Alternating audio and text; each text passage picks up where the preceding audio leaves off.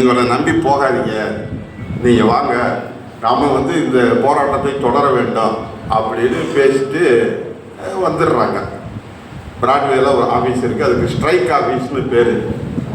Strike ஆஃபீஸ்னால் strike பண்ணுற office இல்லை, office இருக்குது. சென்னையில் யாராவது எந்த தொழிலாளியாவது ஸ்ட்ரைக் பண்ணால் அதுக்கு அடுத்து என்ன செய்யுதுன்னு தெரியாமல் இங்கே வருவான். அதனால இந்த பேருக்கு அவன் இந்த இதுக்கு வந்து ஸ்ட்ரைக் ஆஃபீஸ்னு பேர் வச்சுட்டான். இப்போ பஞ்சப்படின்னு பஞ்சத்திரவச படிக்க பஞ்சப்படின்னு பேர் வச்ச மாதிரி ஸ்ட்ரைக் பண்ணதுனால ஒரு ஆஃபீஸை தேடி போகிறதுனால அதுக்கு ஸ்ட்ரைக் ஆஃபீஸ்னு பேர். அவங்க வந்து 2 பேரும் வந்துட்டாங்க. தொழிலாளிலாம் வருவான் அப்படின்னு எந்த தொழிலாளியும் வரல. ஆனால் ஒரு 3-4 மணி நேரம் கழித்து ஒரு அந்த கிழவனார் வர்றார்.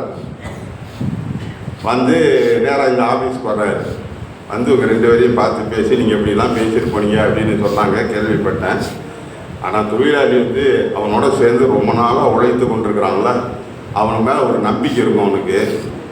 இவன் வந்து நம்மளை கெடுத்துட மாட்டான் அப்படிங்கிற ஒரு நம்பிக்கை இருக்குல்ல. அதுக்கு அது சரியாக தப்பான்னு தெரியாது. ஆனால் இவன் நம்மால் இவன் எனக்கு எதிராக ஒரு காரியத்தை செய்ய மாட்டான்னு அந்த தொழிற்சங்க தலைவர் மேலே ஒரு பற்று வச்சுருப்பான்ல, அந்த பற்றை நீங்கள் கேள்விக்குறியாக்குனீங்க. அதனால தான் உங்கள் பின்னாடி ஆள் வரல, இந்த மாதிரி பேசி முடிச்சிருக்கேன் அப்படின்னு சொல்லிட்டு போனார். சொல்லிட்டு போன ஒரு பேர் திருவிக்க. இதை நான் சொல்லலை, வேறு யாராவது சொல்லியிருந்தா கூட நம்ப முடியுமா அப்படின்னு உரைச்சி பார்க்கணும். தோழர் பி. ராமமூர்த்தி அவர்களே எனது தொழிற்சங்க அனுபவங்கள் அப்படின்னு சொல்லி ஒரு சின்ன புத்தகம் எழுதியிருக்கிறாரு. அந்த புத்தகத்தில் தோழர் பிஆர் அவர்களே இந்த சம்பவத்தை எழுதியிருக்கிறார். அப்போ பிஆரும் ஜீவாவும் அவங்க 2 பேருக்குமே தொழிற்சங்க அனுபவத்தை சொல்லிக் கொடுக்கக்கூடிய ஒரு ஆள் அப்படின்னா திருவிக்கா எப்படிப்பட்டவர் அப்படின்னு புரிஞ்சுங்க. திருவிக்காவை தமிழ் தென்றல் அப்படின்னு தான் சொல்லுவாங்க. அவர் காங்கிரஸ் கட்சியில் தான் இருந்தார். ஆனால் திராவிட இயக்கத்தை சேர்ந்தவர்கள் திருவிக்காவை சொல்லுவாங்க. அவர் ரொம்ப ஆன்மீக பற்றுள்ளவர். எங்கள் ஆள் அப்படின்னு தமிழ் தென்றல், தமிழ் அருமையான உண்மையிலேயே அவருடைய நடை இருக்கு பாருங்க. 56 நூல்கள் எழுதியிருக்கிறார். 56 நூல்கள்.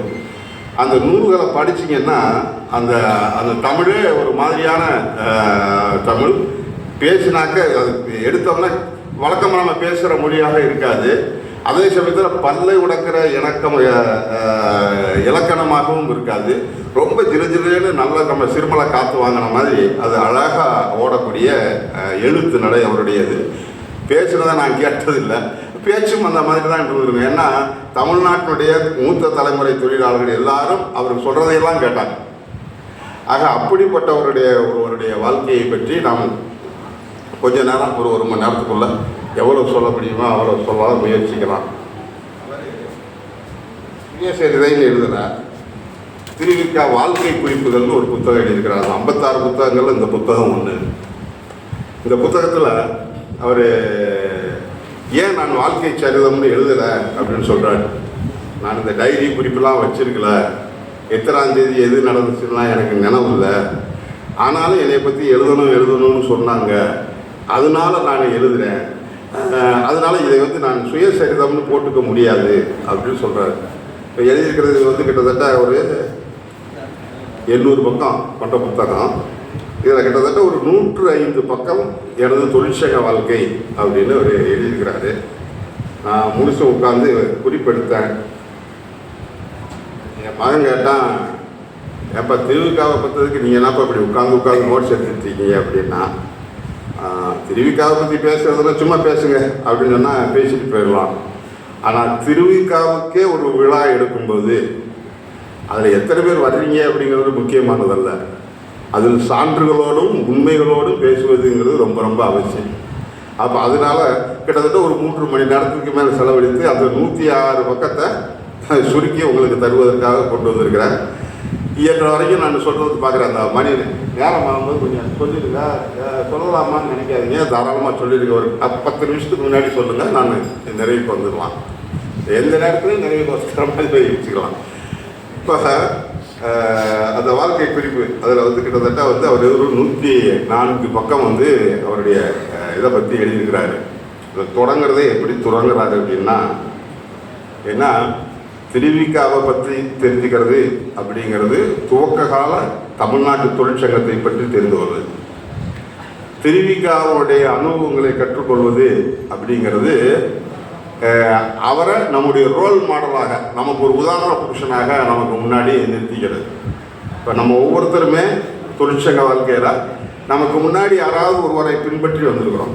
யாராவது ஒருத்தரை நம்ம சம வயதாக இருக்கலாம், நம்ம விட மூத்தவராக இருக்கலாம். இப்போ நம்ம திண்டுக்கல் போக்குவரத்து அப்படின்னு சொன்னாக்கா நீங்கள் ரஹீம் பேரை எல்லாரும் சொல்லுவீங்க.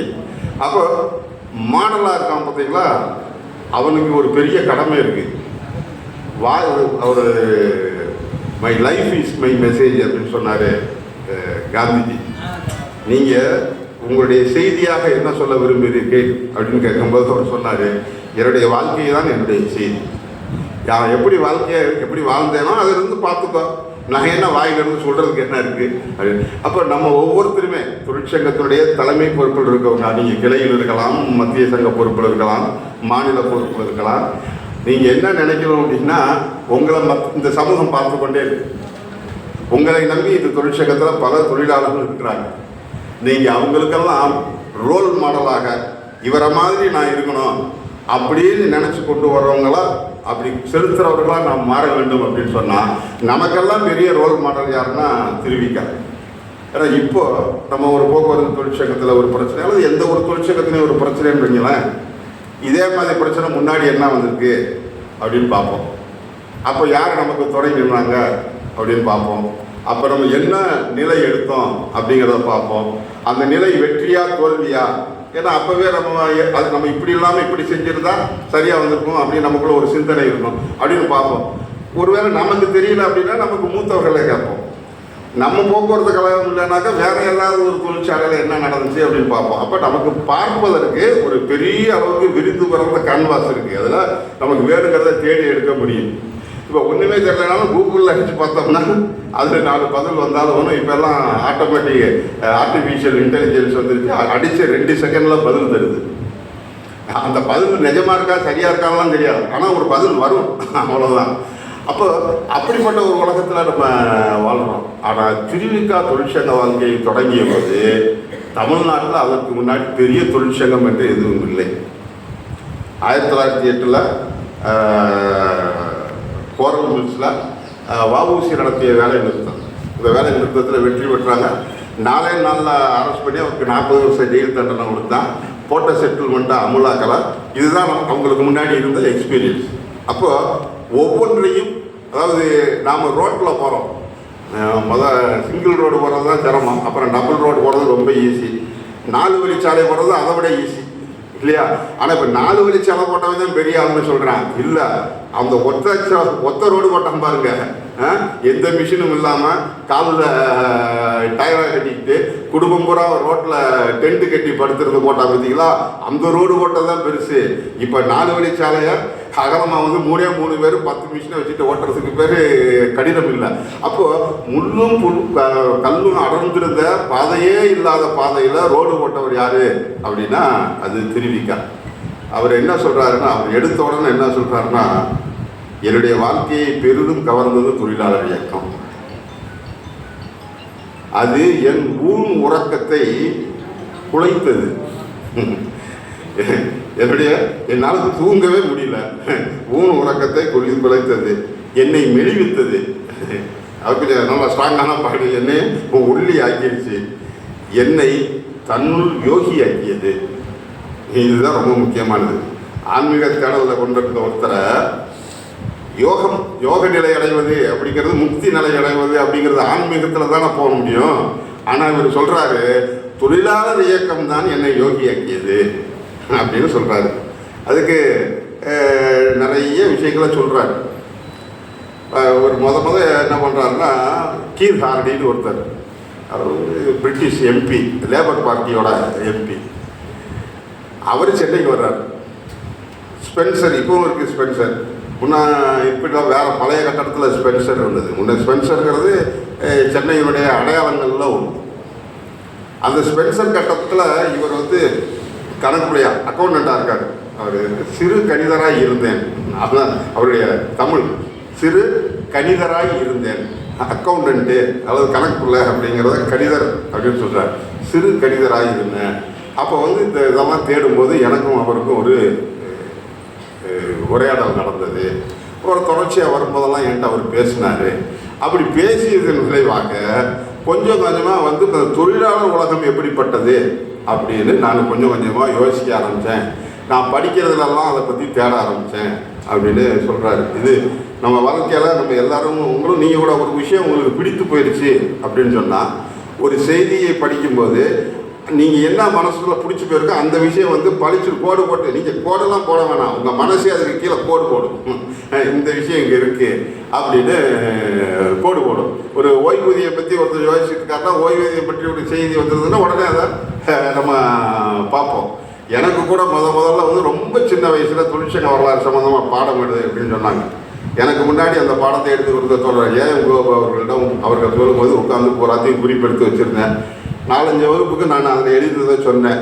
அப்புறம் நான் படிக்கிற பேப்பர், நான் படிக்கிற புத்தகம் எல்லாத்துலேயும் தொழிற்சங்கம் பற்றி எங்கெல்லாம் வருது அப்படின்னு நம்ம வேண்டி விரும்பி எல்லாம் நம்ம மூளை தானாகவே அதை தேடி தேடி எடுத்து குறிப்பெடுத்து அந்த குறிப்பே பெரிய புத்தகமாக மாறி போயிடுச்சு. அப்போ நம்ம தேடுறோம். அதே போல தான் இவர் தொழிலாளர் இயக்கத்தை பற்றி செய்தித்தாள்ங்கிறது தமிழ்நாட்டில் வந்த செய்தித்தாள்களுடைய எண்ணிக்கை கம்மி. அகில இந்திய அளவில் உலக அளவில் வரக்கூடிய செய்தித்தாள்கள் தொடர்புடைய, ஏன்னா ஸ்பென்சர் என்பது இங்கிலீஷ்கார கம்பெனி. அப்போ அதில் வர்றதுலெல்லாம் இவர் தேடுறார். அப்புறம் கொஞ்சம் கொஞ்சமாக ஸ்பென்சர் வேலையை விட்டார். 1000 விளக்கு, இப்போ 1000 விளக்கு இருக்குல்ல, 1000 விளக்கில் வெஸ்ட்லி சர்ச், இவர் வந்து ஒரு சைவ சித்தாந்தி. ஆனால் அவர் வேலை பார்த்தது பூராவும் இங்கிலீஷ்காரன்ட்டையும் வெஸ்ட்லி சர்ச்சில் சொந்தமாக இருக்கக்கூடிய உயர்நிலை பள்ளியிலையும் கல்லூரியிலையும் தான் வேலை பார்க்குறாரு. கல்லூரியில் பேராசிரியராக இருக்கார். ஆனால் அவர் நிஜமாக பேராசிரியருக்கு படித்தாரான்னு கேட்டால் அதுதான் இல்லை. அதுதான் ரொம்ப ரொம்ப முக்கியமான விஷயம். அவர் படிக்கலாம். ஏன் படிக்கலாங்கிறதுக்கு பின்னாடி நான் சொல்கிறேன். அது சொல்லிடுவோம். அப்புறம் போகும்போது அப்புறம் மறந்து போயிடும். படிச்சுட்ருக்காரு. வாத்தியாருக்கும் அவருக்கும் ஒரு பிரச்சனைலாம் ஒத்து போகலாம் வரை நீ மன்னிப்பு கேளு அப்படின்னு சொல்கிறாரு. நான் எதுக்கு மன்னிப்பு கேட்குறேன், நான் சரியாக தான் சொன்னேன் அப்படிங்கிறாரு. சரியாக சொல்கிறேன் அப்படின்னு சொன்னாக்கா தப்பு படிக்க முடியாது அப்படிங்கிறாரு. ரைட்டு, நான் இனிமேல் படிக்கவில்லை. மன்னிப்பு கேட்டுட்டு நான் திரும்பி மன்னிப்பு கேட்டுட்டு நீ படி, மன்னிப்பு கேட்டு நான் படிக்க வேண்டியதில்லைன்னு சொல்லிட்டு வந்துடுறாரு. 10வது வகுப்புலேயே அவர் வெளியே வந்துடுறாரு. அப்போ 10ஆம் வகுப்பே அவர் முடிக்கலை. ஆனால் கல்லூரி பேராசிரியராக வர்றாருன்னா அவர் தன்னுடைய சுய படிப்பின் காரணமாகத்தான், அவர் அந்த ஆய்வின் காரணமாகத்தான் மேலே வர்றாரு. அப்போ ஒரு ஸ்பென்சரை விட்டு வெஸ்ட்லியன் சர்ச்சோட சேர்ந்த அந்த ஸ்கூலுக்கு போகிறாரு. அப்புறம் டெக்னிக்கல் இன்ஸ்டியூட்டு, இப்போவும் கூட நீங்கள் மவுண்ட் ரோடில் பார்த்தீங்கன்னா விஐடி அப்படின்னு பழைய டிவிஎஸ், இப்போ டிவிஎஸை தமிழ்நாட்டுடைய பணக்கார குடும்பம் ஒன்று வாங்கிருச்சு. அதுக்கு நேரம் எதிர்த்தாவில் பார்த்தீங்கன்னா விஐடின்னு இப்போவும் கூட அந்த பழைய கட்டடம் இருக்கும். ஆனால் அதுக்கு இப்போ விக்டோரியா இண்டஸ்ட்ரியல் ட்ரைனிங் இன்ஸ்டியூட்னு வச்சுருக்காங்க. அப்போ அதுக்கு பழைய பேர் வந்து வெஸ்ட்லியன் டெக்னிக்கல் இன்ஸ்டியூட். அப்போ அங்கே போய் வேலைக்கு சேர்றாரு. அதுக்கப்புறம் வெஸ்ட்லியன் காலேஜுக்கே போகிறாரு. இப்போ இவர் தலைமை தமிழாசிரியராக பணியாற்றிட்டு இருக்கும்போது பெரம்பூரில் இவர் எழுது பூரா பிரம்பூர்னு தான் எழுதுறாரு. பெரம்பூருங்கிறது இப்போ நம்ம சொல்கிறோம். பெரம்பு காடுகள், அதாவது மூங்கில் காடுகள் நிறையா இருந்த இடம்ங்கிறதுனால அதுக்கு பேர் பெரம்பூர். இப்போ பெரம்பூரில் இருந்து ஒருத்தர் வேங்கடேச குணாமிர்த வர்ஷினி சபா அப்படின்னு ஒன்று வச்சுருக்காரு. வெங்கடேச உங்களுக்கு தெரியும். குணாமிர்த, குணம் அமிர்தம், வர்ஷினா மழை வர்ஷிக்கிறது, மழை பெய்கிறதுன்னு சொல்கிறாங்கள. அப்போது நல்ல குணம் மழையாக பெய்யக்கூடியதை பேசுகிறதுக்கான ஒரு சபை அப்படிங்கிற முறையில் தான் அந்த சபையை அவங்க வச்சுருக்காங்க. அதுலேருந்து ஒருத்தர் வர்றாரு. அது பேர் செல்வபதி செட்டியார். எல்லாத்துலேயும் சாதி பேர் தான் வந்து எல்லார் பேர்லையும் அப்போ சாதி பேர் இருக்குது. அதனால அந்த சாதி பேரெலாம் வச்சு நீங்கள் என்னடா இப்படி சொல்லிட்டு இருக்காங்கன்னு நினைக்காதீங்க, அது இருக்குது. செல்வபதி செட்டியார் வர்றாரு. வந்து கூப்பிட்டு இங்கே கொஞ்சம் வந்து எங்கள் சபாவில் வந்து நீங்கள் உரையாற்றணும் அப்படின்னு கேட்குறாரு. சரி அப்படின்ட்டு போகிறாரு. பெரம்பூர் எந்த இடம் அப்படின்னாக்க, பெரம்பூரில் தான் டிஎன்சி மில். இப்போ நம்ம டிஎன்சி மில் அது மூடி போச்சு. இப்போ சினிமா படங்களில் ஸ்டண்ட்டு காட்சியில் வருது. இப்போ எல்லா இடத்துலையும் அதுக்கு பக்கிங்ஹாம் மில்னு ஒன்று இருந்துச்சு, கர்நாடிக் மில்னு ஒன்று இருந்துச்சு. அதுதான் டிஎன்சினா பக்கிங்ஹாம் அண்ட் கர்நாடிக் மில் அப்படிங்கிறது. அது ரெண்டு தான் பின்னாடி பின்னி அப்படின்னு ஆச்சு. அப்போ அந்த பக்கிங்ஹாம் மில்லில் இருக்கக்கூடிய தொழிலாளி இப்போவும் நீங்கள் அந்த இடத்துக்கு பட்டாளம்னு தான் பேர். மிலிட்ரி இருந்த இடம் பட்டாளம். சென்னையில் பட்டாளம் அப்படின்னு சொன்னாக்கா சூளையில் இருக்கிற பட்டாளம் அப்படின்னு. அங்கே போய் தான் ஒரு கூட்டம் நடத்துகிறாரு. அங்கே நிறைய தொழிலாளிகள் வந்து உட்காந்துருக்காங்க. அப்போ தொழிலாளர்கள் மத்தியில் இவர் பேசுகிறது ஆன்மீக பிரசங்கம், தமிழை பற்றிய பிரசங்கம். ஆனால் வந்திருக்கிறது கூட தொழிலாளி. அப்போ வில்முறைக்கு இந்த பேசுறதுக்கு இவங்க ஒவ்வொரு ஞாயிற்றுக்கிழமையும் கூப்பிடுறது, போகிறது, பேசுறது, அங்கே இருக்கிற தொழிலாளி இவங்ககிட்ட கேட்கறது. இப்போ ஏற்கனவே தொழிலாளியை பற்றி இவர் தேடிட்டு இருக்காரா, அப்போ தொழிலாளியோட நேரடியாக சந்திப்பு கிடக்கும் போது அது இன்னும் கொஞ்சம் ஆழமாக அது மாறுகிறது. இடையில என்ன பண்ணுறாரு, இந்த பேராசிரியர் வேலையை விட்டுவிட்டு அது 1917 டிசம்பர் மாதம் 7ஆம் தேதி. நீங்கள் பார்த்தனாவே தெரியும், 1917 டிசம்பர் என்பது சோவியத் புரட்சி நடந்தது நவம்பர் மாதம். இது டிசம்பர் மாதம். ஒரு மாதம் கூட இல்லை. டிசம்பர் 7னாக்கா ஒரு 25 நாள். இந்த 25 நாள் வித்தியாசத்தில் இவர் போய் நவம்பர் 7 டிசம்பர் சரியாக ஒரு மாதம். அப்போ இவங்க போய் தேசபக்தன் அப்படிங்கிற இதழில் போய் ஆசிரியராக சேர்றாரு. அவரே இதில் என்ன எழுதியிருக்காருன்னா, ருஷ்யாவிலிருந்து வரக்கூடிய செய்திகள்லாம் என்னை ரொம்ப உள்ளத்தை கவரும் அப்படின்னு அந்த ஆர்டிக்கிள் அவர் எழுதியிருக்கிறார்.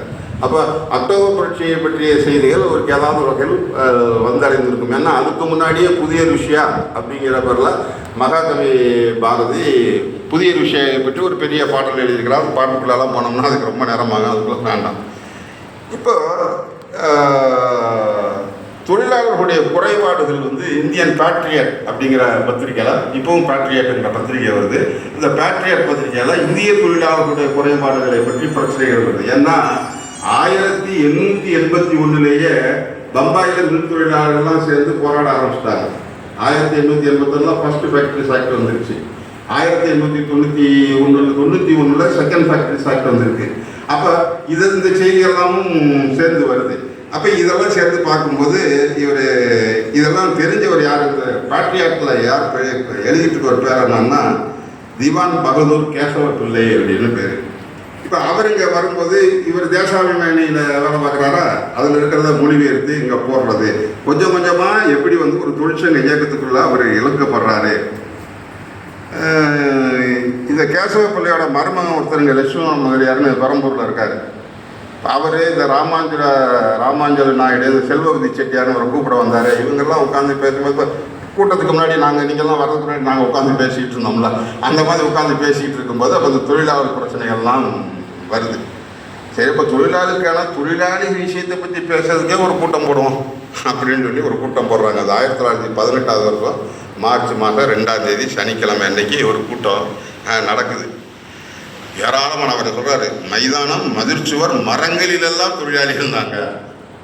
மைதானத்துக்கு மட்டும் இல்லை, மதிர்ச்சுவரின் மீதும் மரங்கள் மீதும் ஏறி தொழிலாளி உட்கார்ந்துருந்தாங்க அந்த கூட்டத்துக்கு அப்படின்னு சொல்லி. அந்த கூட்டத்தில் இவர் தொழிலாளியை பற்றி பேசுகிறார். அதுக்கு தலைமை தாங்கின ஒரு சுதர்சன முதலியார்னு ஒருத்தர். அவர் வந்து கவர்மெண்ட் எம்ப்ளாயி.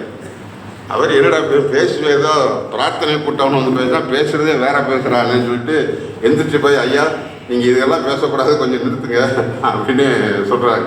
இப்போ மற்றவங்கெல்லாம் சேர்ந்து நீ தலைவராக இருந்து வேணால் இறங்கி போயா, அவர் இதைத்தான் பேசுவார், இதை பேசுறதுக்கு தான் வந்திருக்காரு. இப்போ இது பேச பேச முதல்ல வந்து இந்த தொழிலாளர்களுடைய ஒரு அமைப்பு வேணும் அப்படிங்கிற ஒரு எண்ணம் வருது. அதன் மூலமாகத்தான் ஒரு தொழிற்சங்கம் துவக்கப்படுது. 1918 ஏப்ரல் மாதம் 27ஆம் தேதி மெட்ராஸ் லேபர் யூனியன் அப்படிங்கிறத ஆரம்பிக்கிறாங்க. நான் பாம்பேயில் சொன்ன பார்த்தீங்களா, அங்கே பாம்பே மில் ஹேண்ட்ஸ் அசோசியேஷன். தொழிலாளி அப்படிங்கிற வார்த்தையால் மில் ஹேண்ட் மில் கைகள் சங்கம் அப்படின்னு. ஆனால் இவர் அனுப்புவது மெட்ராஸ் லேபர் யூனியன், சென்னை தொழிலாளர் சங்கம் அப்படிங்கிறத ஆரம்பிக்கிறாங்க. அதுக்கப்புறம் சென்ற இடமெல்லாம் தொழிற்சாலை அது பேசுறதுக்கு பல இடங்களுக்கு போகிறார்ல, வெவ்வேறு ஊர்களுக்கு போகிறார்.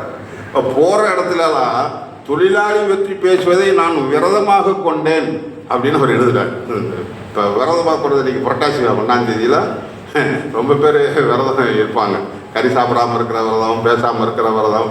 அது இவர் விரதம்னு எது சொல்கிறாரு அப்படின்னா, நான் எங்கே போனாலும் இதை மறக்காமல் ஒன்றை செஞ்சுக்கிட்டே இருந்தால் அதுக்கு பேர் தான் விரதம்ங்கிறாரு. அப்புறம் போகிற இடத்துலலாம் இதை பேசுவதை ஒரு விரதமாகவே கொண்டிருந்தேன் அப்படின்னு சொல்லி. அப்புறம் சென்னையில் மட்டும் இல்லை, இது வெளியூர் பூராவும் பல இடங்கள்லையும் பறக்குது. MNSM ஒர்க்கர்ஸ் யூனியன் அப்படின்னா Maratha Madras and south Maratha railway workers union. அப்போ ரயில்வேங்கிறது அரசாங்கத்துக்கு சொந்தமாக இல்லை, தனியாருக்கு சொந்தமானது. அதில் சங்கம் ஆரம்பிக்கிறாங்க. டிராம்வே சங்கம் அங்கே ஆரம்பிக்கிறாங்க. MES Madras electricity system. அப்போ மின்சாரமும் அரசாங்கம் வச்சுருக்கலாம், தனியார் தான் வச்சுருந்தான். அங்கே ஆரம்பிக்கிறாங்க. ரொம்ப முக்கியமானது மண்ணெண்ண வண்டி தொழிலாளர் சங்கம். அந்த மண்ணெண்ண வண்டி என் வயசில் இருக்கவங்க பார்த்துருக்கலாம். அதுக்கப்புறம் அந்த ஒரு பேரல் மறைச்சிட்டு கையை இழுத்துக்கிட்டே வந்து திறந்து ஊற்றி கொடுத்துட்டு போவாங்க. எங்கள் அப்பா இதே திண்டுக்கல்ல மண்ணெண்ணெய் வியாபாரம் தாத்தா பண்ணும்போது அவர் கூட நின்று போனதா என்ன சொல்லியிருக்கிறாரு. அப்போது அந்த மண்ணெண்ணெய் வியாபாரி அப்போலாம் மண்ணெண்ணெய் கிடைக்காது. சீமெண்ணெய் நம்ம ஊரில் அது சீமெண்ணெய், சீமையிலிருந்து வர்ற எண்ணெய், அதனால சீமெண்ணெய். அப்போ சீமெண்ணெய் வந்து பெரும் தட்டுப்பாடு, அப்போ கிடைக்கிறதுக்கு ரொம்ப கஷ்டம். அப்போ அந்த அவங்களுக்கான ஒரு சங்கம். அச்சு தொழிலாளர் சங்கம் Madras press labour union. Aluminium தொழிலாளர் சங்கம். ஐரோப்பாக்காரங்க வீட்டில் வேலை பார்க்குற வீட்டு தொழிலாளர் சங்கம். நாவிதர்கள் சங்கம். தோட்டிகளுக்கான சங்கம். சுகாதார தொழிலாளர் நம்ம இப்போ சொல்கிறோம் இல்லையா, அல்லது ஸ்தல சாவனம் உள்ளாட்சி தொழிலாளர் சங்கம்னு சொல்கிறோம். அப்போ அதை தோட்டின்னு சொன்னான். கால்மி தோட்டி பேமே 40 அப்படின்னு சொல்லி முன்னே அடிக்கடி சொல்லுவாங்க. என்னை தோட்டின்னு வேணாலும் கூப்பிட்டுக்கோ, ஆனால் நான் அரசாங்கத்தில் வேலை பார்க்கறதுனால எனக்கு மாதம் 40 ரூபா கொடுக்கணும். 40 ரூபா அன்னைக்கு காலத்து 40 ரூபாங்கிறது ரொம்ப பெருசு. இப்போ நம்ம அரசாங்கத்தில் இருக்கிறனால வெளியே தள்ளி கான்ட்ராக்ட் ஆகிக்கிட்டு இருக்கு. இப்போ நம்ம அரசாங்கம், இப்போ இருக்கிற அரசாங்கம். ரிக்ஷா ஓட்டிகள் சங்கம். போலீஸ்காரங்களுக்கு சங்கம் வச்சுருக்காங்க. போலீஸ்காரங்க சங்கம். SIR சவுத் இந்தியன் ரயில்வே சங்கம். சவுத் இந்தியன் ரயில்வேங்கிறது நம்ம பகுதியில் ரயில் ஓட்டின கம்பெனிக்கு பேர் சவுத் இந்தியன் ரயில்வே. நீங்கள் இப்போவும் எக்மோர் ஸ்டேஷனுக்கு போனீங்கன்னா எக்மோர் முகப்பில் பார்த்தீங்கன்னா முன்னாடி SR அப்படின்னு தெரியும். கூர்ந்து பார்த்தீங்கன்னா SIRன்னு இருக்கும். நம்ம எக்மோர் ஸ்டேஷனில் SIRன்னு தான் இருக்கும். அந்த ஐக்கு மட்டும் சிவப்பு பெயிண்ட் தடவாமல் வெள்ளை பெயிண்ட் தடவிருப்பாங்க, அதனால வெளியே தெரியாது. சவுத் இந்தியன் ரயில் சதர்ன் ரயில்வே மாதிரி தெரியும். ஆனால் சவுத் இந்தியன் ரயில்வே அது ஒரு தனியார் கம்பெனி. அதுலேயும் அங்கே சங்கம் ஆரம்பிச்சிருக்காங்க. மதுரையில், கோயம்புத்தூரில், நாகப்பட்டினத்தில் எல்லாம் மில் தொழிலாளர் சங்கம், கை நெசவு தொழிலாளர் சங்கம் இதெல்லாம் ஆரம்பிக்கிறாங்க. இதில் ஏராளமான ஒருத்தர்னா அவர் ஒருத்தர் மட்டும் ஆரம்பிக்கிறார். இது தவிர சக்கரை செட்டியார் நம்ம AITUC அகில இந்திய தலைவராக இருந்த ஒரே ஒரு தமிழ்நாட்டுக்காரர் அவர் தான். சக்கரை செட்டியார், EL ஐயர், தண்டாயுதபாணிப்பிள்ளை, ஹரி சர்மோத்தா ராவ், ராஜாஜி ராஜகோபாலாச்சாரியார், ஆதிநாராயணன், வஉ சிதம்பரம், வஉசி, AS ராமுலு. அவர் 40 வருஷம் ஜெயில் தண்டனையில் இடையில அவர் உடம்பு ரொம்ப மோசமாகி போச்சுன்ட்டு அவரை விடுதலை பண்ணிடுறாங்க. வஉசி திரும்பி வந்து அவர் பட்டிருக்க பாடலாம் சாதாரண பாடல் இல்லை. ஒரு பெரிய கோடீஸ்வரன் மகன், வக்கீல். அவன் சன்னத்தை பிடிங்கிறான், வக்கீல் தொழில் நடத்த முடியாதுன்னு சொல்லிடுறான். அவர் இதில் இருந்து வர்றாரு. அவரை 40 வருஷம் ஜெயில்ன உடனே தம்பிக்கு பைத்தியமாகி செத்து போயிடுறான். அவருடைய மனைவி இறந்து போயிடுறாங்க. அவர் அங்கேருந்து கடைசியில் அனாதையாக வந்து சிந்தாதிரிப்பேட்டையில் போய் ஒரு அரிசி கடை, மளிகை கடை வச்சு வாழ்க்கை நடத்திருக்கிறாரு. ஆனால் மளிகை கடை வச்சுக்கிட்டு இருக்கும்போதும் போய் இந்த தொழிற்சங்கத்தில் போய் சேர்ந்து நின்று ஒரு வேலை பார்த்துருக்கிறாரு. எப்படிப்பட்ட அற்புதமான தலைவர்கள் உருவாக்கி சங்கம், நம்ம சங்கம் அப்படின்னு யோசிச்சு பாருங்க. ஒரு நாள் லீவ் வாங்கி தரலைன்னா ஒரு டிரான்ஸ்ஃபர்னா சங்கத்தை விட்டு போயிடுறாங்க. வாழ்க்கையே அழிஞ்சு போன வரைக்கும் அந்த சங்கத்தோடு நின்றுட்டுருக்காங்க.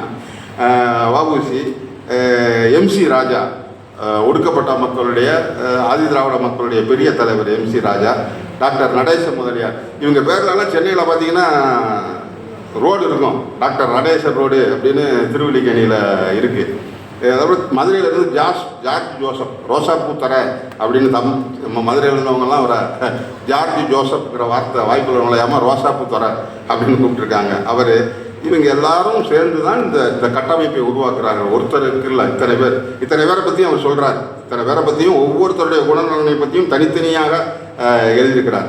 இப்போ நாடு முழுவதையும் தொழிற்சங்கம் வந்துருச்சு இல்லையா. இப்போ பம்பாயில் தொடங்குறாங்க, கல்கத்தாவில் தொடங்குறாங்க, கான்பூரில் தொடங்குறாங்க, நாக்பூரில் தொடங்குறாங்க. இப்போ இந்த இடம்லாம் பார்த்தீங்கன்னா தெரியும். பம்பாயில் தொழிற்சங்கம் வருது. பம்பாயில் தான் AITUC முதல் மாநாடு நடைபெறுகிறது. கல்கத்தாவில் தான் கம்யூனிஸ்டுகள் ஆட்சிக்கு வர்றாங்க. கான்பூரில் தான் கம்யூனிஸ்ட் கட்சியுடைய முதலாவது அமைப்பு மாநாடு நடக்குது 1925. நாக்பூர் இப்போ RSS தலைமையகமாக இருக்குது. ஆனால் நிதின் கட்கரிங்கிற அமைச்சர் வந்து நேற்று பேசினது பேப்பரில் வந்திருக்கு. நாக்பூரில் எவ்வளவு பெரிய தலைவராக மிகச்சிறந்த நேர்மையாளராக ஏபி பரதன், இந்திய கம்யூனிஸ்ட் கட்சியினுடைய முன்னாள் பொதுச் செயலாளர், நம்ம ஏஐடிஎஸ்டைய முன்னாள் பொதுச் செயலாளர் தோழர் ஏபி பரதன் இருந்தார். அப்படிங்கிறத பற்றி நிதின் கட்கரி சொல்லி நேற்று எல்லா பத்திரிகைகளையும் வந்திருந்தது. சங்கமெல்லாம் சங்கம் வச்சா உடனே கூப்பிட்டு பேச்சுவார்த்தைலாம் நடத்தினானா? இப்போவே நடத்த மாட்டேங்கிறான். இத்தனை சட்டம் இருக்கும்போது அப்போ ஒரு சட்டமும் இல்லை, தொழிலாளிக்கு என்று எந்த சட்டமுமே இல்லாத காலம். அப்போ இருந்தது நான் சொன்னேன் ஃபஸ்ட்டு ஃபேக்ட்ரி ஆக்டில் வேலை நேரம் எவ்வளோன்னா ஒரு நாளைக்கு 16 மணி நேரம், ஒரு நாளைக்கு ஃபஸ்ட்டு ஃபேக்ட்ரி ஆக்டில் ஒரு நாளைக்கு 18 மணி நேரம், செகண்ட் ஃபேக்ட்ரி ஆக்டில் ஒரு நாளைக்கு 16 மணி நேரம் 1891 வந்த சட்டத்தில். அப்போ இது சங்கம் வைக்கும் போது வரும் இல்லையா, பயங்கரமான தகராறு. அதுலேயும் இந்த குறிப்பாக இந்த மெட்ராஸ் அண்ட் சவுத் மராட்டா ரயில்வேல மிகப்பெரிய தகராறு. ஏன்னா அப்போ என்ஜின் ஓட்டினவங்க பூரா ஐரோப்பிய, அதாவது என்ன சொல்கிறது, ஆங்கிலோ இந்தியன், சாரி நன்றி, ஆங்கிலோ இந்தியன். இந்த ஆங்கிலோ இந்தியன் மட்டும்தான் ட்ரெயின் ஓட்டுறவன், வேற எவனுக்கு ட்ரெயின் ஓட்டக்கூடாது. அப்போ நாங்களும் ட்ரெயின் ஓட்டுவோம்டா, நாங்கள் என்ன கறி எல்லி போடுறது தானே, கறி எல்லி போடுறதுக்கே நாங்கள் இருக்கணுமா, நாங்களும் ட்ரெயின் ஓட்டுவோம் அப்படின்னு அந்த சங்கம் கோரிக்கை வைக்கிது. அப்போ இந்த ஆங்கிலோ இந்தியன் பூரா அடிக்கிறானுங்க. நீங்கள் சிந்தாதிரிப்பேட்டையில் பெரம்பூர்லாம் பார்த்தீங்கன்னா கொஞ்சம் கொஞ்சமாக குறைஞ்சிருச்சு. ஒரு 25 வருஷத்துக்கு முன்னாடி கூட முட்டைப்பாவாடை போட்டுட்டு நடக்கிறவங்க இருந்தாங்க. இப்போ அநேகமாக இல்லை, கொஞ்சம் கொஞ்சமாக அது கலப்பாகி போச்சு, அல்லது இங்கிலாந்துக்கு போயிட்டாங்க. அப்போ சண்டை போடுறாங்க.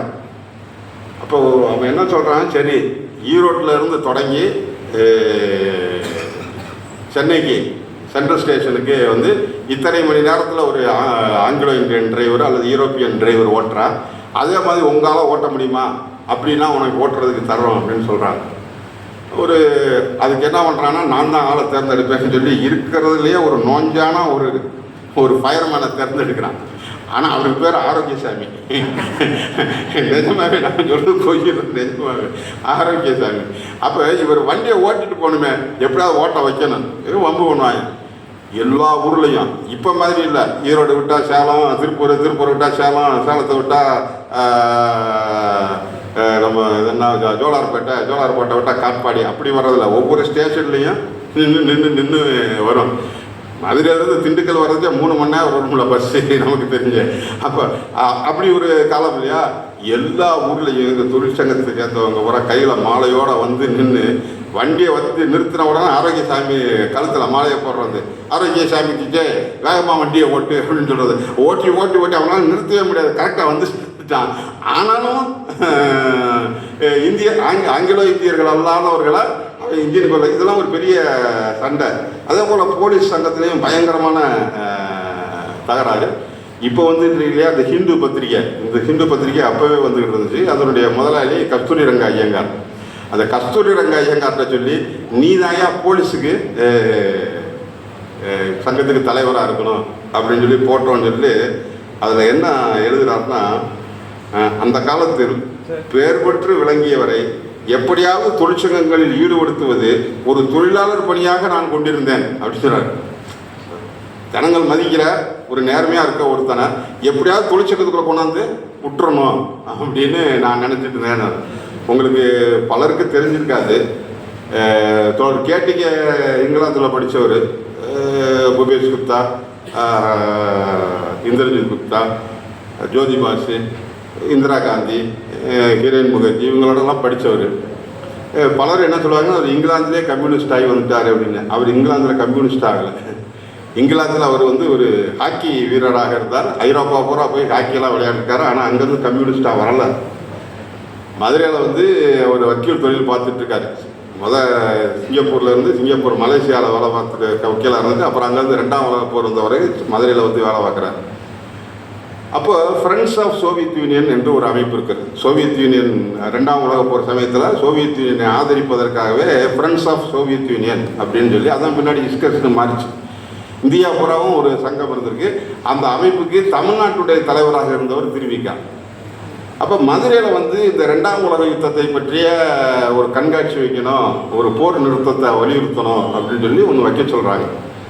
அப்போது மதுரையில் ஒரு கேடிகேயை பார்த்து, நீ தான் மதுரை தலைவராக இருக்கணும் அப்படின்னு சொல்கிறாரு. மதுரைக்கு தலைவராக இருக்கிறார். அப்போ மதுரை புது மண்டபத்தில் இந்த கண்காட்சி ரொம்ப நல்லா கண்காட்சி நடக்குது. இவர் திரும்பிக்கா 4-5 நாளைக்கு முன்னாடியே போய் உட்காந்து அதை அரேஞ்ச் பண்ணுற ஏற்பாடுகளெல்லாம் பங்கெடுக்கிறார். அப்போ தான் திருவிக்கா சொல்கிறாரு, கேட்ட நீ ஒரு பணக்கார வீட்டுக்காரன், நீ சம்பாரிச்சு தான் போய் வீடு சோறு ஆக்கணும்னு ஒன்றும் இல்லை, நீ ஏன் தொழிற்சங்கத்தில் ஈடுபடக்கூடாது அப்படின்னு சொல்லி கேடிகேயை தொழிற்சங்கத்துக்கு இழுத்து வந்தவர் திருவிக்கா தான். உங்களை எத்தனை பேருக்கு அது தெரியும் அப்படின்னு எனக்கு தெரியாது. திருவிக்கா தான் முதல்ல தொழிற்சங்கத்துக்கு இது வர்றாரு. எப்படி செல்வதவதி செட்டியார் இவரை வந்து கூட்டிகிட்டு போனார் பிஎக்சி மில்லுக்கு, அதே போல் டிவிஎஸ்ல இருக்க தொழிலாளி ஒரு வக்கீல் வேணும் அப்படின்னு சொல்லி இவரை வந்து வக்கீல் வாங்க அப்படின்னு சொல்லி கூப்பிட்டு போகிறாங்க. நீங்கள் வந்து சும்மா இருந்தீங்கன்னா போதும் தலைவராக, ஒன்றும் பிரச்சனைலாம் கிடையாது அப்படின்னு சொல்லி நாங்கள் பார்த்துக்குறோம், நீங்கள் ஒரு தலைவராக மட்டும் இருங்க, ஏன்னா ஃபாரின் ரிட்டர்ன் கோடீஸ்வரம் இல்லை அப்படின்னு இருக்கட்டும். டிவிஎஸ் கிருஷ்ணா முதலாளியோட கூட படித்தவர், அவருடைய கிளாஸ்மேட்டு, அதனால இருங்க அப்படின்னு சொல்லி கூப்பிட்டு வர்றாரு. இவங்க ஒரு ஸ்ட்ரைக் வருது. ஸ்ட்ரைக் வந்து முதல் நாள் ஸ்ட்ரைக் நடக்குது. பஸ்ஸு கருங்காலிக்காரர் பஸ்ஸு எடுக்கிறான். போய் மறிக்கிறதுக்கு போகிறோம் அப்படின்னு வந்து ஒருத்தர் சொல்கிறாங்க, நீங்கள்லாம் ஏன் மறிக்கிறீங்க, நானும் வரேன், நான் மறிக்கிறேன்னு சொல்லி போய் அரெஸ்ட் ஆகி கேடிகே போகிறாரு. இப்படி தான் வந்து கேடிகே தொழிற்சங்க இயக்கத்துக்குள்ளே வந்த கதை இதுதான். அப்போ அவர் கஸ்தூரி ரங்க ஐயங்காரன் மட்டும் இருக்கல, கேடிகேயும் இழுத்துட்டு போனவர் அவர் தான். அப்போ அவர் கட்சிகளை பற்றி நிறைய கட்சி, அந்த காங்கிரஸ்காரர்கள்லாம் நிறைய பேர் இருந்தாங்க. கம்யூனிஸ்டுகளும் காங்கிரஸில் இருந்த காலம். கம்யூனிஸ்ட் கட்சி என்பது 1925 உருவாயிட்டாலும் கூட காங்கிரஸ் சோசியலிஸ்ட் பார்ட்டி என்ற பேரில் இருந்தாங்க. காங்கிரஸ் சோசியலிஸ்ட் பார்ட்டியுடைய மாகாண தலைவராக தோழர் பி ராமமூர்த்தியே இருந்தார், தோழர் ஜீவானந்தம் இருந்தார். காங்கிரஸ் சோசியலிஸ்டுடைய பத்திரிகை தான் ஜனசக்தியாக வந்து கொண்டிருந்தது. அப்போ அங்கே வந்து இவங்களோட கலந்து பேசுகிறாங்க. அப்போது திருவிக்கா என்ன நினைக்கிறாருன்னா, சம்பள உயர்வு, அப்புறம் வேலை நேரத்தை குறைக்கிறது, அது 18 மணி நேரத்தை 16 மணி நேரத்தில் வந்து அப்புறம் பேசிக்கிச்சு 14 மணி நேரமெல்லாம் குறைச்சிட்டாங்க. கடைசியில் இந்தியா விடுதலை அடைகிறதுக்கு முன்னாடி 10 மணி நேரமாக குறைச்சிட்டாங்க. ஃப்ரான்ஸு, அதாவது பிரெஞ்சு ஆட்சியில் இருந்த பாண்டிச்சேரியில் 1936 8 மணி நேரமாக ஏஐடிசி போராட்டத்தினால அங்கே 8 மணி நேரமாக 36 குறைக்கப்பட்டாச்சு. ஆனால் பிரிட்டிஷ் இந்தியாவில் 10 மணி நேரமாக இருந்துச்சு குறைக்க. அப்போ சம்பளத்தை கூட்டுறது, வேலை நேரத்தை குறைக்கிறது, இந்த ரெண்டு மட்டும்தான் தொழிலாளர்களுடைய பிரச்சனையா? இல்லை.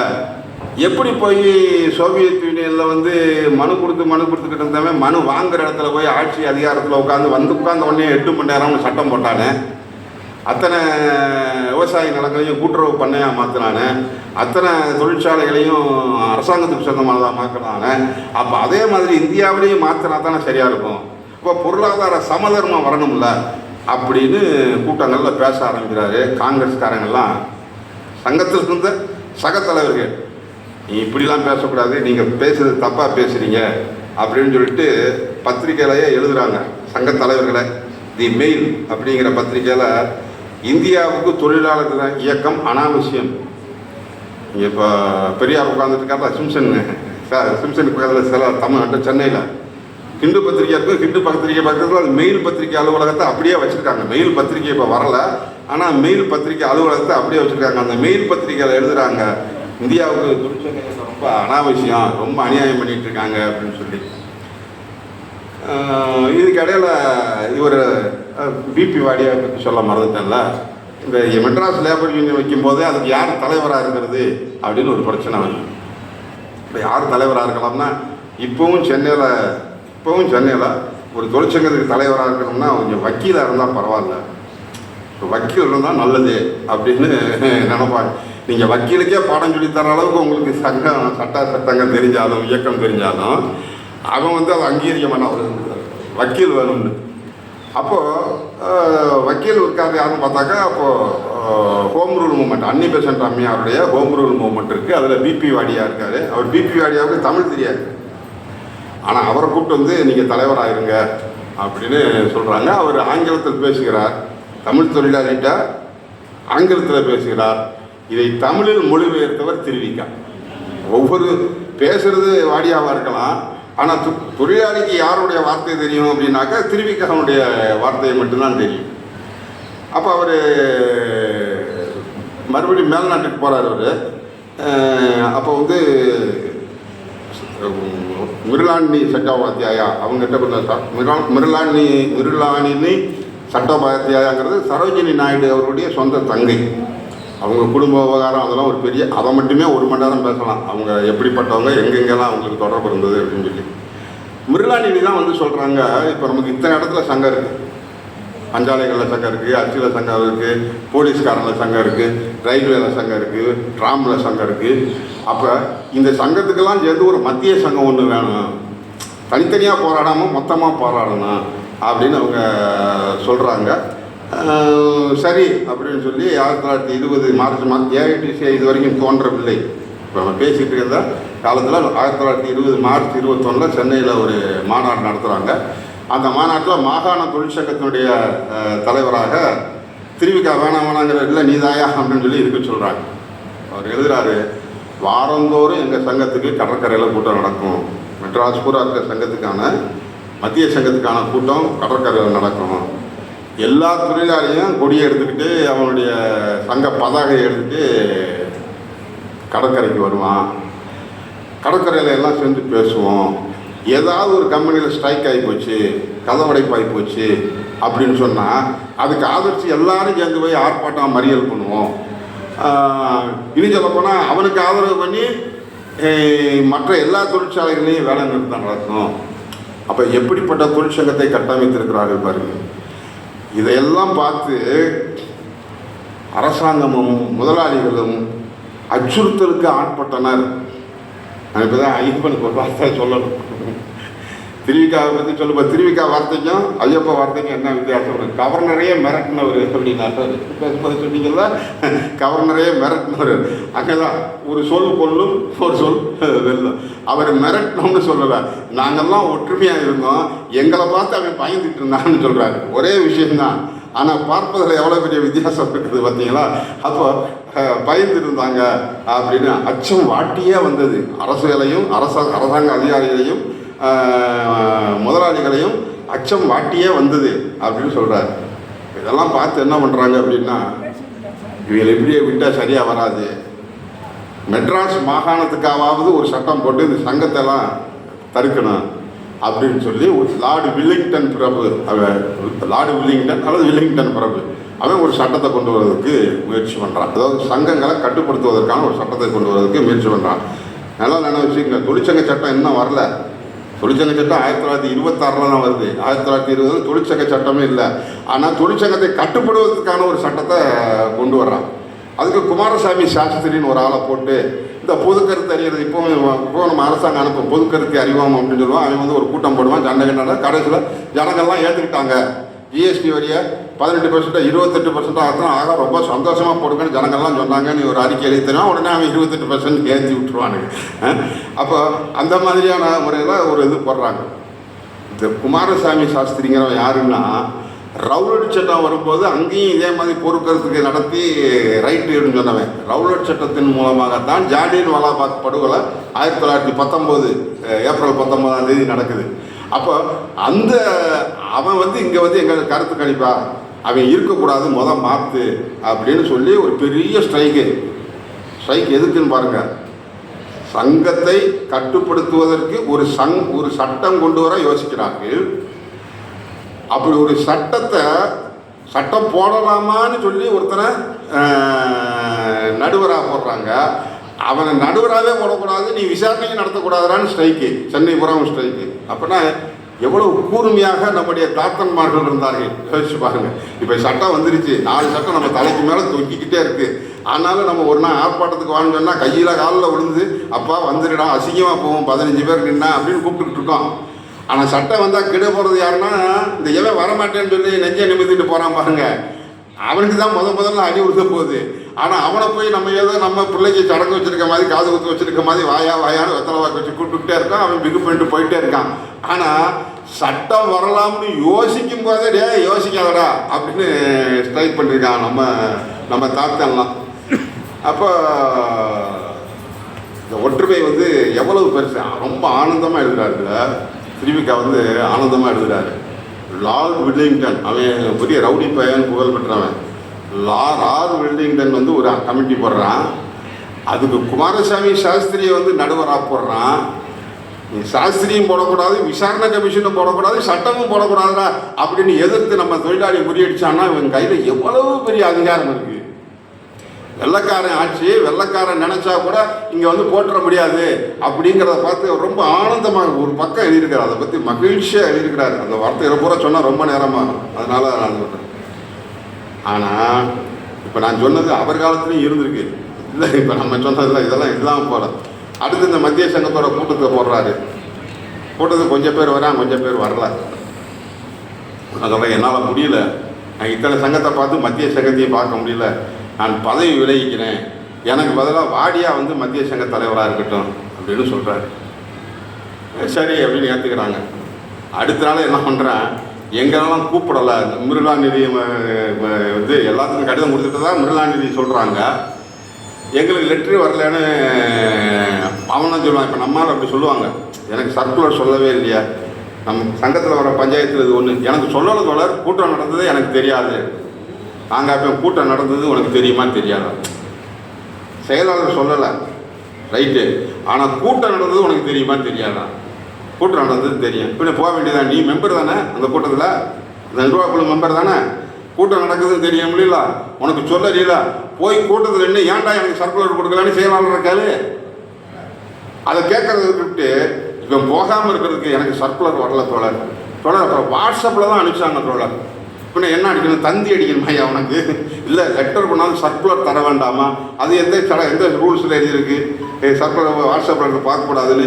இதெல்லாம் என்னன்னா பிரச்சனை அது இல்லை, பிரச்சனை வேற ஒன்று இருக்கும்.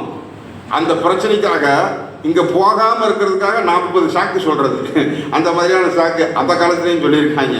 அப்போ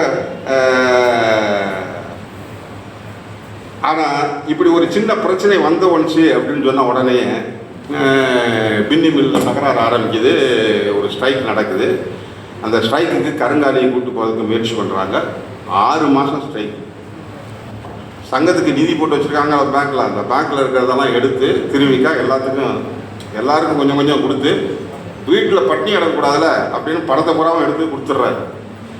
ஆனால் ஸ்ட்ரைக் முடியல, 6 மாதமாகும்.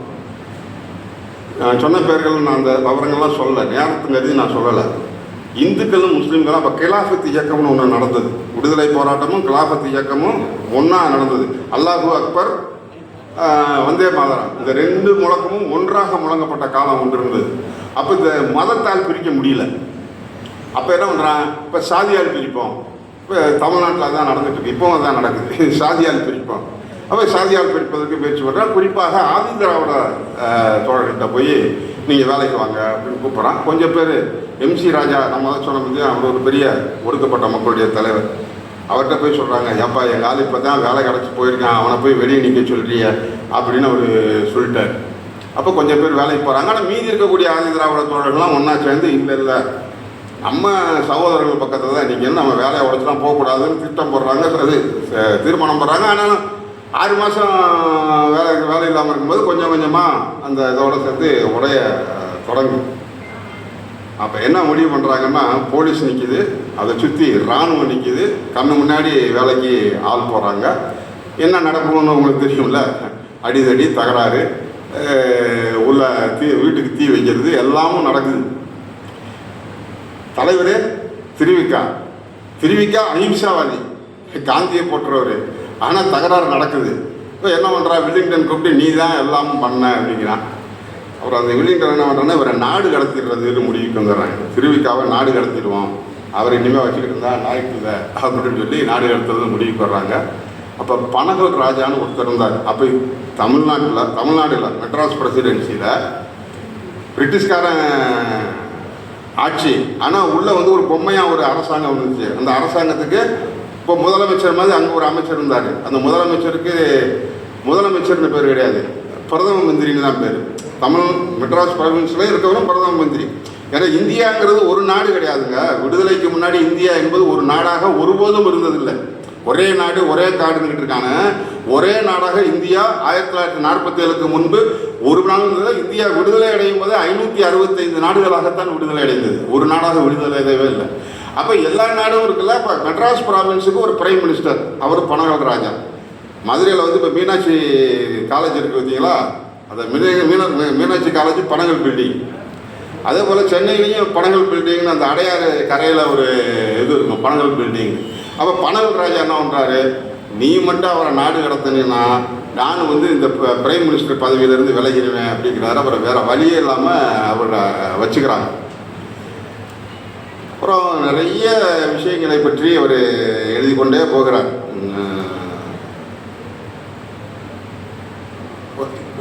கடைசியில் அதை உடைச்சாகணும்ல, அவரை நாடு கடத்தவும் முடியல, உடைச்சாகணும். 29/8/1921 துப்பாக்கி சூட்டு நடக்குது. 7 பேர் செத்து போகிறாங்க. அதில் ஒருத்தர் பெண்.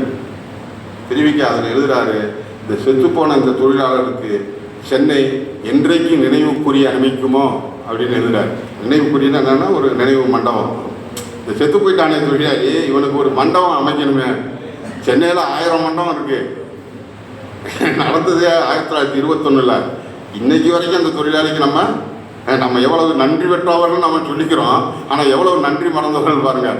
நமக்காக செத்து போனவனுக்கு எந்த இடத்துலையும் கிடையாது. நம்ம டிவிசிஎல் போங்க, நம்ம நெய்வேலி போங்க, நம்ம கல்பாக்கம் போங்க, எல்லா இடத்துலையும் செங்கொடி சங்கம் தான் இருந்தது தொடக்க காலத்திலேருந்து. ஆனால் பெரிய காலனி இருக்கும். காலனிக்குள்ளே போய் பார்த்தீங்கன்னா காந்தி சிலை இருக்கும், நேரு சிலை இருக்கும், நேதாஜி சிலை இருக்கும், இந்திரா காந்தி சிலை இருக்கும், ராஜீவ் காந்தி சிலை இருக்கும், எல்லா அண்ணா சிலை இருக்கும். இப்போ கலைஞருக்கு சிலை வைக்க ஆரம்பிச்சிட்டாங்க, எல்லா சிலையும் இருக்கும். ஆனால் போராடி செத்து போனவனுக்காக அல்லது போராட்டத்துக்கு தலைமையாங்கிய தொழிற்சங்க தலைவனுக்காக ஒரு பொது உடைமை இயக்கத்தை சேர்ந்த ஒருத்தருக்காக, ஒரு மார்க்ஸுக்காக எங்கல்ஸுக்காக கூட ஒரு இடத்துல கூட ஒரு சிலை கூட கிடையாது. அப்போ அவங்கெல்லாம் தங்களுக்கு அடையாளமாக வைத்து கொண்டார்கள். நம்ம அடையாளமாகவே வச்சுக்கிறார். அது ஒரு நம்முடைய இருக்கக்கூடிய கஷ்டங்களில் ஒன்று. அந்த 7 படத்தையும் தூக்கிட்டு ஊர்வலம் போகிறான். இந்தாதிரிப்பேட்டைக்கு வருது. போலீஸ் தடுத்து நிறுத்துகிறாங்க. சிங்காரவேலர் சட்டையை கொடுத்துட்டு என்னை சுடுறா அப்படின்னு போய் நிற்கிறாரு. அவர் கணம் தரக்கும் பேச்சு. அவர் சொல்கிறார், அவர் அன்றைய பேச்சு இந்த கிரேக்க இதிகாசங்களில் பேசுகிறான் இல்லையா, ஆண்டனி பேசுகிறான்ல, ஆண்டனி பேச்சு, மார்க் ஆண்டனியுடைய பேச்சு பெரிய பேச்சுன்னு சொல்லுவாங்க ஷேக்ஸ்பியரில். அந்த மாதிரி உலக தரம் மிக்க பேச்சை அன்றைக்கு சிங்காரவேலர் பேசினார். நாங்கள் மட்டும் கூட எங்களோட சேர்ந்து இந்த செத்துப்போன 7 பிணமும் எங்களோட சேர்ந்து போராடுகிறது அப்படின்னு அவர் பேசுகிறார். இவ்வளவுக்கும் அப்புறமும் அது கடைசியில் நசுக்கி அதை இது பண்ணுறாங்க. விதையை நீ அவர் எழுதுறாரு, ஒரு போராட்டம் 6 மாதத்துக்கு அப்புறம் தோற்று போன பிறகு திருவிக்கா எழுதுறாரு, விதையை தூக்கி நீ மண்ணுக்குள்ளே புதைச்சி வச்சுட்டு நீ சந்தோஷப்படுற, நீ விதையை புதைச்சிருக்க, அது முளைக்கும், செடியாகும், மரமாகும், பூக்கும், காய்க்கும், இதே மாதிரி 1000 விதையை தரும் அப்படின்னு எழுதுறாரு. எவ்வளவு அந்த தோற்ற போன பிறகும் தோற்று போயிட்டவன ஒரு 5 ஒதுங்கலா, போடா இது போனால் போகுது, அடுத்த காலத்தில் சந்திக்கணும் வாடா அப்படின்னு அவர் எழுதுறாரு. அப்புறம் நிறைய விஷயங்கள் இருக்குது. நேரம் கிட்டத்தட்ட 3/4 மணி நேரம் வந்துச்சு. அதனால் அந்த விஷயங்களுக்குலாம் நான் போகலை. இல்லை அடுத்து பேச வந்துட்டாங்களா? ஒரு 2-3 மட்டும் சொல்கிறேன். அதுக்கப்புறம் ராஜாஜி வர்றாரு. மந்திரி சபையில் ராஜாஜி முதலமைச்சர் ஆகிறாரு. முதலாளிகள்லாம் சேர்ந்து ஒரு சங்கம் வைக்கிறாங்க. தொழிலாளிலாம் போய் ஏற்கனவே நீங்கள் தொழிற்சங்க தலைவராக இருந்தீங்களே, இப்பவும் பிரிட்டிஷ் ஆட்சி தான், தயவு செஞ்சு அதை மாநாட்டுக்கு போகாதீங்க, முதலாளிகள் மாநாட்டுக்கு. ஆனால் ராஜாஜி போயிடுறாரு. கிரி வர்றாரு, விவி கிரி, அவரும் தொழிற்சங்க தலைவராக இருந்தவர். ஆனால் ஆட்சிக்கு வந்தவுடனே தொழிலாளருக்கு எதிரான சட்டத்தை கொண்டு வர்றாரு. அப்போ இதெல்லாம் பார்த்து ஒரு மாதிரி வெறுப்படைகிறாரு. அப்போ ஆட்சிக்கு வந்துட்டா நீ இதுவரைக்கும் எங்களோட நின்று பேசுனீங்க, ஆட்சி வந்துட்டா ஏன் எப்படி மாறி போயிட்ட? இது எல்லா காலத்துலேயும் கேள்வி கேட்கலாம். எங்களோட தானே நின்ன, எங்களுக்கு வாக்குறுதியெல்லாம் கொடுத்திய, ஆட்சிக்கு போனோன்னே ஏன் மாறி போயிட்ட அப்படின்னு திருவிக்கா சொன்னதை நாம் இப்போவும் நம்ம சொல்லலாம். அப்புறம் காந்தி வருகையை பற்றி, சக்கரத்தவலா வருகையை பற்றி, எல்லாத்தையும் பற்றியும் சொல்கிறார். இன்னும் ரொம்ப முக்கியமானது, இந்த MC ராஜா தலைமையில் கருங்காலியை வேலைக்கு போனாங்கல்ல, அந்த பின்னாடி எழுதுகிறாங்க, ரெட்டமலை சீனிவாசன் திராவிட இயக்கத்தினுடைய ஜஸ்டிஸ் கட்சியுடைய பெரிய தலைவர், அவருக்கு 80வது ஆண்டு விழா நடக்குது. அந்த கூட்டத்துக்கு இவர் தான் தலைமை, திருவிக்கா தலைமை.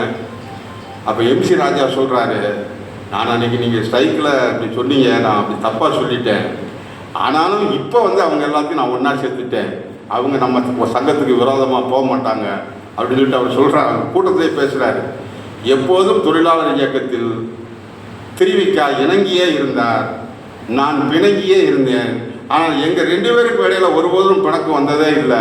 அன்றைய கால சூழல் வேறு, இன்றைய கால சூழல் வேறு.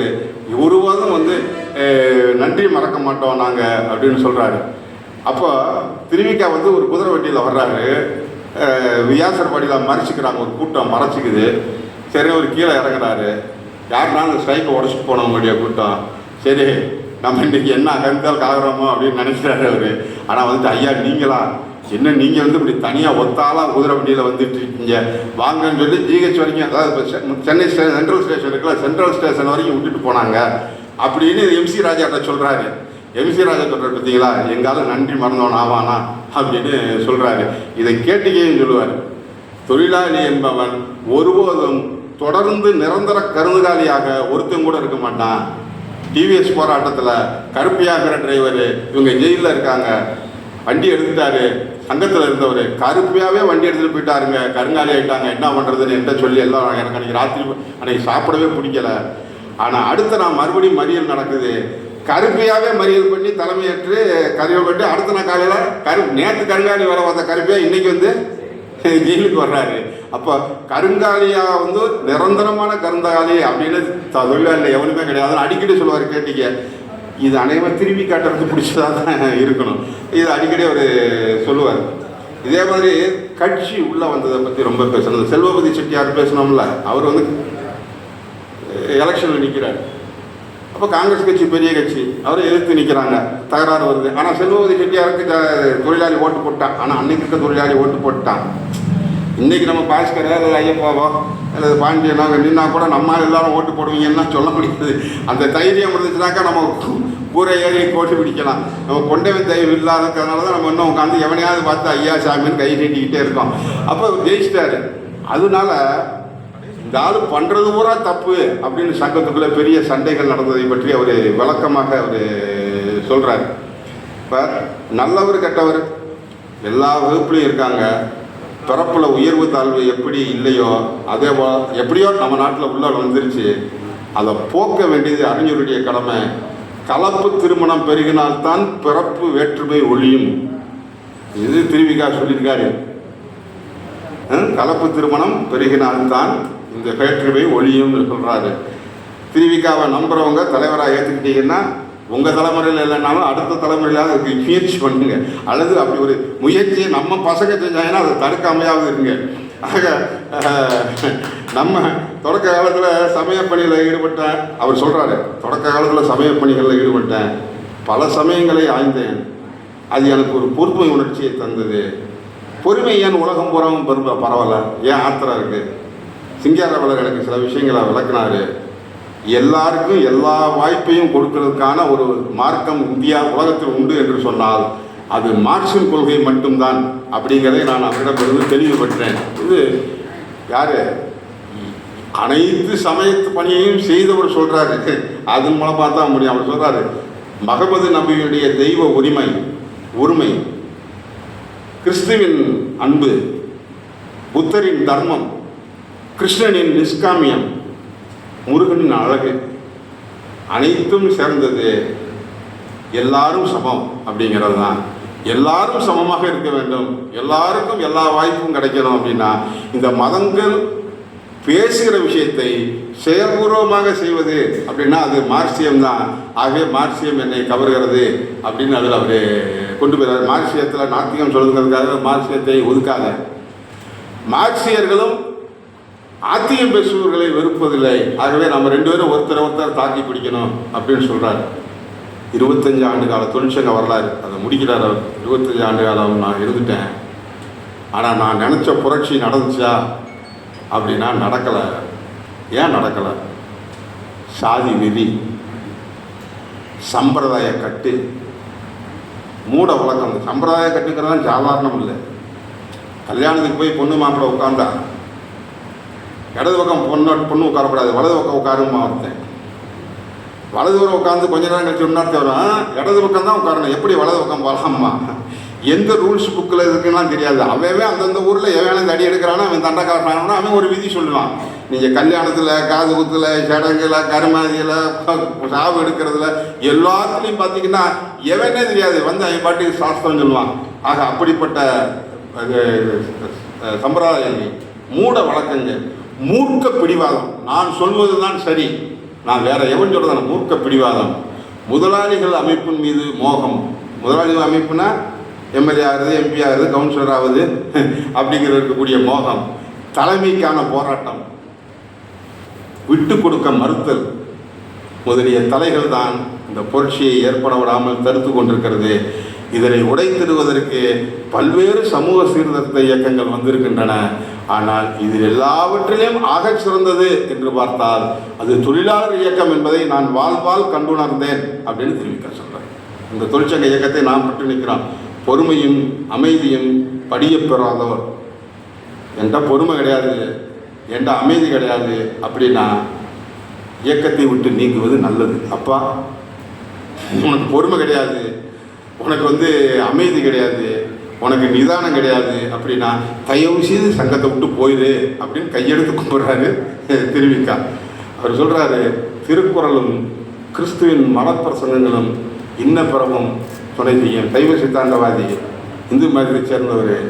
இந்த பொறுமையை எங்கே கடைப்பிடிக்கணும்னா, நீ போய் கிறிஸ்துவோடைய மலைப்பிரசங்கத்தை பாரு, திருக்குறளை எடுத்து படி. இப்போ திருக்குறளை ஒருத்தர் மேற்கோள் காட்டிக்கிட்டு இருக்கான், 3 பிறவி இருக்குது, 7 பிறவி இருக்குது அப்படிங்கிறதுக்கு திருக்குறள் தான் ஆதாரம் அப்படின்னு. நான் அந்த 17 குறள் இருக்குது, 17 குறளையும் படித்து பார்த்தேன். 17 குறள்லையும் அவர் மறுபிறவி இருக்குன்னு ஒன்றும் சொல்லல. அவர் சொல்கிறாரு, நீ இந்த பிறவியில் நீ கற்றுக்கிட்டீங்கன்னா 7 பிறவிக்கு நல்லதுடா. புருஷன் பொண்டாட்டிட்ட போய் சொல்கிறான், நீ இந்த பிறவியில் கைவிட மாட்டேங்கிறான், அப்போ நான் அடுத்த பிறவியில் கைவிட்டுருவியா அப்படின்னு சண்டை போடுறான். இது உடனே பிறவி இருக்குன்னா அந்த அர்த்தம் இல்லை. அது ரொம்ப அழுத்தமாக சொல்வதற்கு இப்போ இல்லை, இன்னும் 7 பிறவிக்கு நீ தாண்டா என் பொண்டாட்டி, நீ தான் என் புருஷன் அப்படின்னு சொல்கிறதுங்கிறது அந்த அன்பை அழுத்தமாக கொடுக்குறாரே தவிர பிறவியை பற்றி சொல்லலை. அந்த சொற்குறளை படி அப்படிங்கிறார். ஆக இப்படி பேசக்கூடிய 104வது பக்கத்தில் இப்படி முடிக்கிறாரு திருவிக்கா. நானும் முடிக்கிறேன். என் அகத்திருந்த கரடு முரடு மூர்க்கம் முதலிய விலங்கு இயல்புகளை பெரிதும் புரட்டி தள்ளிய தொழிலாளர் இயக்கம், என்னுள் புரட்சி செய்த அந்த இயக்கம் வாழி, அதில் எனது வாழ்க்கையை நிலைநிறுத்திய ஆண்டவன் அருள் வாழி. நன்றி, வணக்கம்.